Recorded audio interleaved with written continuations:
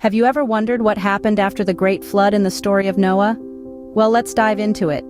First, it's important to know that God didn't forget about Noah, nor the wild animals and livestock that shared the ark with him. It was God who sent a wind over the earth, initiating the process that would eventually dry the land. The springs from the depths and the floodgates of the heavens closed, signifying the end of the torrential rain that had once engulfed the world. The water began to recede steadily from the earth, giving way to the promise of new beginnings. It wasn't an overnight process, but a gradual one, taking place over the span of 150 days. With each passing day, the water level dropped, until finally, on the 17th day of the 7th month, the ark found its resting place. And so, after 150 days, the ark finally came to rest on the mountains of Ararat. Now, imagine being Noah, stuck in the ark with all the animals, waiting to see if the world outside is safe again.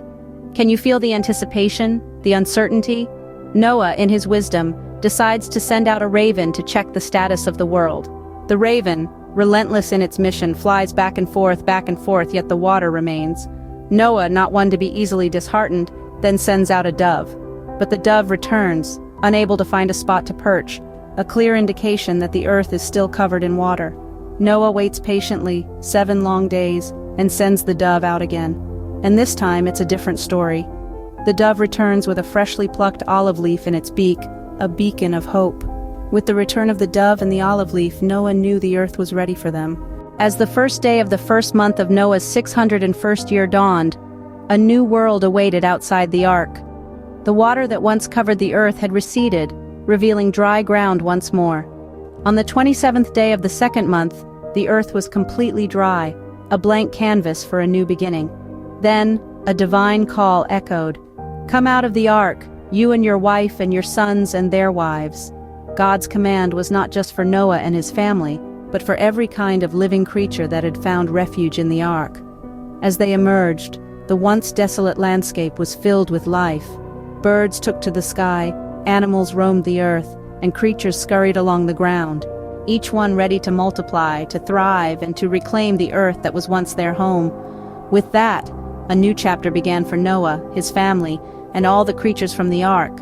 Noah, grateful for their survival, built an altar to honor the Lord. As a token of his gratitude, he offered burnt sacrifices using clean animals and birds. The pleasing aroma wafted up to the heavens and touched the heart of God. In return, God made a solemn promise, one that would echo through time and space. He vowed never to curse the ground because of humans or to destroy all living creatures, despite the human heart's tendency to lean towards evil. This was a promise of mercy, a promise of love, a promise of a second chance.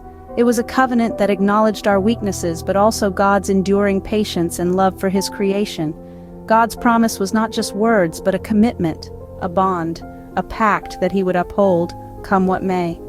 And with that promise, day and night, summer and winter, seed time and harvest continued, marking an enduring testament to God's mercy and love.